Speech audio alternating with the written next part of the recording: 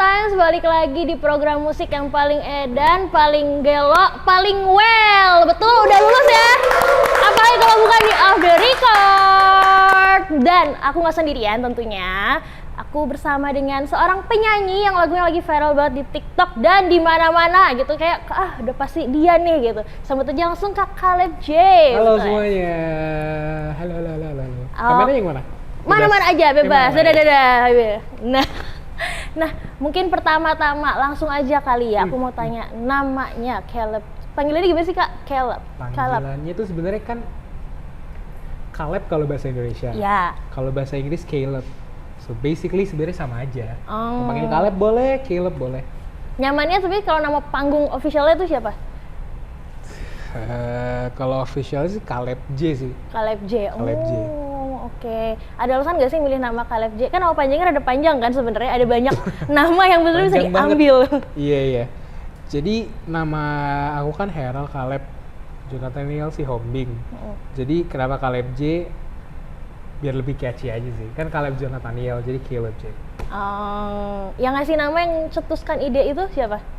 Waktu itu tuh yang mencetuskan nama ide itu is my producer, Edo and Abe. Jadi pas pertama kali ketemu mereka, aku kenal sama mereka, and then we talk a lot about music, lagu-laguku juga. Terus mereka juga saranin, gimana kalau nama lu biar keren Caleb J aja, Caleb J. Terus gue kayak, iya keren juga ya. Jadi akhirnya namanya Caleb J. Oke, ada nama panggungnya gitu ya, jadi membedakan alternya kalau Caleb lagi di atas panggung gitu. Oke deh. Nah, berarti sebenarnya kalau misalkan bikin musik segala macam, lagu-lagu yang sebenarnya dirilis sekarang tuh bikinannya Kak Caleb, betul? Yes, jadi semua lagu-lagu yang aku rilis itu lagu-lagu yang ditulis sama aku and my producer juga Bella Negara AB dan juga Abraham Edo. Jadi kita biasanya bertiga nulis, atau biasanya aku sama AB berdua atau aku sama Edo doang, ganti-gantian aja sih. Cuman perputarannya pasti itu aja orangnya. Kalau di balik pertanda ini katanya juga dari keresahan pribadinya Kak Caleb, betul ya? Betul banget. Itu apakah kalau misalkan mau munculin lagu harus punya pengalaman pribadi patah hati dulu kah gitu, atau gimana Kak? Gimana sih proses pembuatan lagunya seorang Caleb J? Sebenarnya nggak perlu patah hati dulu sih. Oke. Cuman emang kebetulan aja waktu itu. Nggak usah patah hati dulu, jangan cari-cari masalah buat bikin lagu. Tapi memang waktu itu aku lagi ada pengalaman yang dibalik pertanda. Kayak waktu itu suka sama orang, cuman kayak masih suka sama orang yang udah tahu gak bakalan bisa dimilikin. Sakit. Terus kayak enggak, biasa aja. Enggak. Jadi kayak masih coba-coba cari celah gitu loh Kak. Sakit banget. Dan ya akhirnya jadi dibalik pertanda. Tapi nggak perlu patah hati untuk nulis lagu. Karena inspirasi kan bisa datang dari mana aja. Kayak scriptwriter bikin script buat movie kan nggak perlu dari kisah nyata, tapi kayak bisa dengan imagination or ada ideas. Tempat favorit ya Kak Caleb kalau misalkan ya kadang-kadang kan musik ada, gue tuh biasa di kamar mandi gitu baru nemu ide. Iya beneran di kamar mandi. Kenapa di kamar mandi? Karena biasanya ide itu paling gampang muncul ketika kita di state yang benar-benar tenang. Jadi kita kayak nggak kepikiran apa-apa, badan kita relax. Jadi secara nggak langsung otak kita juga kayak ikut tenang. Dan biasanya kalau kayak gitu entah gimana caranya, tiba-tiba idenya masuk aja. Aku biasanya kalau di toilet, biasanya udah di posisi begini duduk, main HP, tiba-tiba ada ide. It's always like that. Karena paling tenang. Contoh lagu-lagunya yang lahir dari kamar mandinya Kak Caleb deh. Lupa lagi. Kalau nggak salah tuh lagu yang mana ya? Yang kayaknya Kebutuhan Hati deh. Kayaknya Kebutuhan Hati. Jadi aku udah nulis duluan lagunya. Aku tulis dulu sendiri. Aku pas lagi di toilet kan kayak bingung nih, Kebutuhan Hati refnya gimana. Terus kayak terus kayak nadanya bagus. Akhirnya udah keluar toilet, direkam. Baru aku propose ke my producer, terus mereka bilang iya bagus, tinggal di kayak sempurnain gitu lagunya. Dan biasalah ada kejadian-kejadian kayak gitu. Kalau di balik pertanda sendiri lahirnya dari mana tuh? Kalau di balik pertanda waktu itu karena keinget sama satu pengalaman yang pernah aku alamin. Terus entah gimana kayak langsung ketemu nada refnya duluan gitu loh. Langsung kayak udah tahu dibalik semua pertanda nah sampai akhir pokoknya. Dan ya udah emang senatural itu sih dibalik pertanda. Terus habis itu baru dilanjutin lagi ketika aku regroup with my producer with AB gitu ceritanya. Berarti tapi konsep awalnya karena viral banget ya di TikTok tuh kayak ini lagu tahun 2000-an balik gitu kayak nadanya juga enak juga gitu kan, bahkan ada fans Malaysia pun kan aku lihat juga di konten-kontennya. Ya kan kayak ada fans Malaysia yang ikut-ikutan suka gitu lagu ini gitu. Itu emang konsepnya rencananya mau balik throwback to 2000-an atau nggak sengaja malah? Gimana ngomongnya? Waktu itu dari lama aku emang udah kayak punya niat untuk bikin lagu yang kayak vibe-nya tuh kayak Off Guard, kayak mini album aku ini. Kayak dengan segala macam sound-nya dan jenis musiknya aku tuh udah kayak kepikiran. Cuman emang waktu itu masih ketahan, belum bisa aku eksekusi idenya. Nah pas eksekusi idenya kayak nggak tahu kenapa secara natural yang keluarnya vibe-nya yang kayak gitu. Jadi emang bukan yang direncanain, oke gue pengen 2K R&B, enggak. Cuman emang kayak secara natural pas kita lagi bikin idenya ngeflow kayak gitu, langsung kayak ternyata jadi kayak gini. Dan gue enak banget gitu. Bener-bener enak buat goyang sama buat nyanyi bareng gitu kan ya. Nah tadi nyinggung tentang Off Guard. Boleh nanya nggak sih kenapa judulnya Off Guard albumnya? Off Guard. Jadi Off Guard itu tuh aku terinspirasi karena aku saat baca satu kalimat. Jadi ada kalimat she caught me off guard. Jadi kan banyak tuh kalimat-kalimat yang kayak gitu. Jadi kayak she caught off guard tuh aku ambil dari kalimat itu. Yang emang off guard itu kan sebenarnya kan artinya lengah. Dan waktu itu maksudnya dan aku memang di mini album ini pengen menceritakan bahwa sempat ada momen di mana aku lengah dan aku membuka hati untuk seseorang yang seharusnya nggak aku milikin. Makanya judul albumnya Off Guard. Dan Off Guard tuh ceritanya tentang semua fase dan momen yang aku lewatin sama dia. Jadi aku jadi mini album. Oh oke. Nah dianya tahu nggak sih kalau dijadiin mini album? Boleh tahu nggak nih? Dia tahu nggak? Nggak tahu sih. Iya. Nggak. Aku sih nggak ngasih tahu. Oke. Cuman kan udah ada 2 lagu yang rilis nih. Lepaskanmu sama Di Balik Pertanda. Ya kalau dia peka sih harusnya ngerasa. Cuman kalau misalkan enggak juga ya udah. Karena aku nggak ngasih tahu juga. Ngasih tahu juga. Tapi kayak harus kayak ini kayak gue nggak sih yang diomongin gitu ya? Kalau bisa jangan lah. Jangan ya. Oke deh, kalau gitu terlepas dari yang karya-karya baru, kita tarik mundur dulu ke seorang Caleb J sebelum jadi musisi. Katanya dikenalin musik sama mama ya? Yes, aku dikenalin musik technically pertama kali sama mama. Dan aku juga dilatih nyanyi sama mama. Tapi mungkin yang bikin aku jatuh cinta sama musik tuh kayaknya malah kakek aku. Kok bisa gimana tuh? Karena musisi jadi kakak? Ceritanya sebenarnya kakek aku bukan musisi, tapi dia suka main gitar dan nyanyi. Dia kayak punya band, tapi dia nggak serius as a musician. You know? Terus jadi katanya tiap kali dulu aku nangis, katanya dia selalu datang nyamperin aku terus kayak digitarin sambil nyanyi. So maybe that's the first step aku bisa jatuh cinta sama musik. Tapi belajar musiknya sama mama. Mama yang ngajarin gimana cara nyanyi. Bahkan kalau nggak salah waktu aku umur 3 tahun baru bisa ngomong cuap-cuap dan nggak bisa bahasa Inggris. Entah gimana mama bisa ngajarin aku lagu You Raise Me Up. Itu kan kayak anak kecil nggak bisa nyanyi bahasa Inggris tapi mamanya berhasil buat ngajarin anak nyanyi bahasa Inggris tuh kayak 3 tahun pula gitu. Gak tahu sih, agak masuk di akal, cuman emang kejadiannya kayak gitu karena videonya ada aku nyanyi You Raise Me Up. Kayak itu ajaib sih menurut aku. Mama. Keren. Pokoknya semua di tangan mama, semuanya jadi possible ya, memungkinkan gitu. Ya amin lah ya. Amin lah ya. Tapi kalau misalkan dari keluarga sendiri waktu memutuskan terjun, aku mau jadi musisi gitu, ada reaksinya gimana? Reaksinya sih sangat suportif banget karena istilahnya mereka kayak they know aku punya gift di music. Malah aku ada momen waktu itu kayak udahlah nggak usah musik lah, kayak kerjanya yang lain aja. Aku kayaknya malu gitu jadi penyanyi karena diliatin banyak orang. Karena emang istilahnya dari dulu tuh sebenarnya aku agak pemalu orangnya, jadi kayak nggak suka diliatin orang, terus kayak jadi kalau di panggung tuh kayak diliatin banyak orang grogi banget. Cuman pada akhirnya mamaku bilang ini bukan masalah kamu bakal malu diliatin orang atau gimana, cuman it's about kalau misalkan emang itu udah tempat yang udah Tuhan udah taruhin tempat di situ di musik, ya udah kamu di musik aja serius. Sebenarnya keluarga very very supportive sama karirku di musik. Malah Kak Caleb sendiri yang sempat ngerasa kayak, pesimis aduh, gitu, nggak mau ya. Emang sebelumnya kalau misalkan nggak usah deh nggak mau jadi penyanyi, emang profesi apa sih yang mau dijadiin nama Kak Caleb di kehidupan nyata? Apa ya? Lupa lagi. Oh, waktu itu sempat pengen jadi arkeolog. Wah, Kan dulu kan nggak menyangka anak ya? kecil kan suka dinosaurus, tahu kan ada masa-masanya anak kecil ke Gramedia ngabisin duit orang tua untuk beli buku dinosaurus. Terus dulu aku salah satu anak yang seperti itu. Maaf sama papa. Terus habis itu ya udah jadi kan nyari-nyari, ternyata nama profesionya arkeolog. Tapi kan nggak usah lah ya kayaknya. Sama satu lagi kalau nggak salah jadi chef. Cuman alasannya agak lucu karena suka makan doang sih. Tapi nggak suka masak? Enggak, ternyata suruh potong bawang ternyata nggak semudah itu ya. Iya, keiris-keiris dikit lah ya, nyeri ya, nggak bisa ya. Mending nyanyi di atas panggung aja. Betul. Ini ngomongin panggung juga, berarti sekarang udah sering off air lah ya? Yes, sudah sering off air, sering nyanyi juga di luar kota.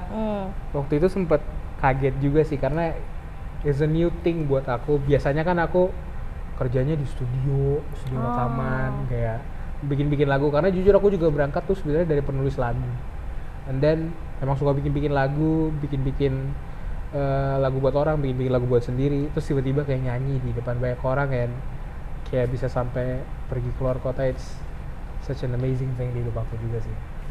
I'm blessed. Dan sepanjang itu ada sempat pengalaman yang nggak terlupakan nggak di atas panggung maupun di backstage-nya gitu? Pengalaman yang gak terlupakan sih banyak sih, karena kalau buat aku bisa ngelihat banyak orang nyanyiin lagu aku dan hafal sih, itu udah sesuatu yang gak bisa aku lupain sih. Kayak aku sampai hari ini masih ingat setiap panggung kayak betapa tinggi euforia orang ketika nonton aku dan mereka singalong sama lagu aku. Itu menurut aku nggak bakal bisa digantiin sama apapun sih. Itu mahal banget, priceless. Betul. Apalagi lagu It's Only Me kemarin sempat meledak banget ya. Betul. Nah, kan ini lagu yang di balik pertanda juga meledak lagi nih. Nanti misalkan Amin. mau rilis, bukan amin lagi, kayak emang udah meledak banget ya kebetulan ya. Ya kan kalau bisa lebih lagi boleh juga. Betul. Nah, Iya. kedepannya kayak ada ngerasa jadi takut nggak sih buat bikin lagu? Kayak Enggak udah terbeban gitu, aduh gue pengen Enggak viral lah. lagi gitu, enggak? Enggak lah, karena emang dari dulu bikin lagu tuh bukan buat viral aku. Karena emang basically suka sama musik. Kayak bikin lagu itu tuh buat aku tuh kayak curhat soalnya. Kayak apa yang lagi emang aku rasain, itu tuh aku tulis jadi satu lagu. Jadi it is never about the money or the fame ketika bikin lagu. Jadi emang purely karena emang gimana ya? Susah ngomongnya. Mungkin kalau gamer kalau misalkan gak main game rasanya kayak aneh, kayak ada yang kurang di hidup dia. Sama kayak bikin lagu. Bukan masalah duitnya. Asli. Rasa pengen buat terus berkaryanya itu rasa ya. pengen mengekspresikan sesuatu yang aku apa yang ada dalam hati ini sih sebenarnya. So it's never about the money and the fame. Kayak karena kan takutnya udah viral gitu, terus Enggak kayak aduh gue pengen cari lagi yang viral biar bisa dinyanyiin sama penonton Enggak gitu, lah, enggak ya. enggak Nah, lah. ini ngomongin penonton juga, ngatur setlist gitu gimana Kak? Ngatur setlist. Iya. Ngatur setlist adalah salah satu hal terseru sebelum manggung. Oh, jadi setiap panggung beda-beda setlistnya apa gimana? Iya, aku kayak coba switch ganti-ganti kira-kira ada di mana ya lagu ini, misalkan ada yang bisa diputer, ditukar, atau misalkan kira-kira ada aransemen baru nggak ya. Dan aku sebenarnya udah dari lama banget juga siapin aransemen live buat Off Guard. Jadi kayak aku udah aransemen duluan, so aku nggak sabar untuk bawain full setlist Off Guard nanti ketika manggung lagi. Iya. Jadi bakal dapat experience beda ya, Iya dong. daripada dengerin di platform musik. Hampir nebut nih. Gimana sih prosesnya bisa bikin remake-nya Selimut Hati dari punya Dewa 19 gitu? Oke, so aku tuh udah lama banget sama my producer AB itu kayak dengerin Selimut Hati dan selalu ngebayangin kayaknya nih lagu dengan approach-nya Caleb J dan juga dengan gaya producing-nya AB is gonna be very fresh and apa ya, hal-hal baru yang emang kayak seru banget sih dilakuin sih, dan akan terdengar sangat seru juga gitu loh. Terus akhirnya ya udah, aku pun juga setuju sama sudut pandang dia, karena jujur ketika denger lagu itu kayak aku jujur props to Mas Andra Ramadan yang tulis lagunya. It's a very beautiful song, bagus banget. Aku juga kayak udah kebayang nih, kayak kalau gue nyanyi lagu kayak gini nih, lagu Selimut Hati bakal bisa kayak misalkan aransemen vokalnya tuh bisa dibawain dengan approach-nya gue, Caleb J. Dan selain itu emang gue juga punya ikatan emosional with this song. Karena seperti yang dicerita Ofgar tadi, buat gue lagu Selimut Hati bisa mewakilkan satu momen yang gue lewatin sama si orang ini yang pernah gue jalin hubungannya. Waktu itu gue pernah ada di masa yang kayak gue akan selalu menjadi yang terbaik dan memberikan segalanya buat dia, tapi pada akhirnya tuh gak bakal pernah cukup, karena buat dia yang terbaik itu yang bisa bikin cukup adalah ketika gue jadi orang lain. Padahal gue tuh gak bakalan bisa jadi orang lain. So that's why kayak aku punya ikatan yang emosional yang sangat serius dengan Selimut Hati. Makanya akhirnya aku minta izin untuk dibawain, di remake, dan aku seneng banget dikasih kesempatannya sama Sandra. So ya, izinnya lancar ya berarti ya? Puji Tuhan lancar. Pas baca lagunya kayak ini mah hidup gue gitu dicurhatin. Iya lagi bener-bener kayak gitu, Karena emang lagi relate banget ya sama kondisi waktu itu ya. Kalau Kalau sekarang udah enggak ya? Sekarang udah aman. Udah sibuk manggung sana sini, udah sibuk rilis lagu baru juga. Udah, gak usah galau-galau, capek. Padahal gue galau semua. Lagu gue aja. Pokoknya gue gak boleh galau. Udah biar gak galau, kita ngomongin Riders deh kalau gitu. Apa nih Riders? Kan tadi udah disinggung juga kalau Kak Caleb lagi sibuk manggung di luar kota, di berbagai tempat off air. Kalau mengundang kan penasaran, Ridersnya Kak Caleb apa sih gitu? Riders gue tuh ini tau. Apa tuh? Gak aneh-aneh tau. Yang penting tuh kalau aku pribadi ada air mineral, terus ada, gue sebutin merek ya, karena ada satu merek yang gue suka banget buat gue nih yang pejuang-pejuang Aslam. Ada. Aduh, gue boleh sebutin ya? Boleh, nanti disensor aja ya teman-teman ya. Ya, nggak usah deh kalau gitu. Oke. Ada air mineral, terus ada buah, terus ada makanan berat supaya aku sama tim, misalkan kita yang memang belum makan, bisa makan dulu, habis itu udah sih. Kayak paling snack gitu-gitu. Gak ada yang aneh-aneh kok. Oh, sama aku biasanya minta anduk kecil aja supaya bisa lap keringat atau kalau bisa energik di atas panggung gitu ya. Atau biasanya kalau niat aku bawa air panas di termos gitu, terus nanti minta wadah, anduknya aku taruh situ, jadi kayak lap anget gitu loh, terus nanti digini-gini ke muka. Karena itu kayak ngebantu aku buat lebih tenang dan rileks di panggung. Oke, itu jadi kayak salah satu ritual sebelum manggung malah ya? Sebenarnya nggak harus selalu dilakuin sih, tapi ya it could be better kalau misalkan dilakuin, karena kayak lebih nyantai aja rasanya, nggak tense, nggak setegang itu. Oke deh, mungkin untuk pertanyaan terakhir kalian untuk Kak Caleb. Caleb mulu gue ya tadi. Gak apa-apa ya. Caleb sebenarnya sama aja. Oke. Pertanyaan terakhir deh. Kalau misalkan Kak Caleb bisa kembali ke masa lalu nih, gitu. Mau ngomong apa sih? Ngomong apa nih? Ngomong ke diri sendiri. Oh, kirain apa? Gue kepikiran lagi ngomong apa. Kalau bisa balik ke masa lalu, terus gue mesti ketemu diri gue sendiri, gue pasti bakal bilang, walaupun keadaannya sulit dan kayak gak mungkin, tapi kalau misalkan emang lo udah ditempatin di sini, tetap jalan aja dan jangan pernah tinggalin mimpi lo. Kayak cakep. Satu lagi deh kalau gitu untuk Caleb masa depan. Biar ya masa depan ya? Iya. Ya apa ya? Kedepannya nih kan tinggal 2 bulan lagi 2025 nih soalnya nih. Iya lagi. Iya kan, gak kerasa tuh. Untuk Caleb di masa depan, gue aneh banget ya rasanya ngomong gini ya. Untuk Caleb di masa depan, gak tau mau ngomong apa. Untuk Caleb di masa depan, cari kata bijak, iya. Cari kata bijak ya? Gue gak ada kata bijak lagi, udah habis.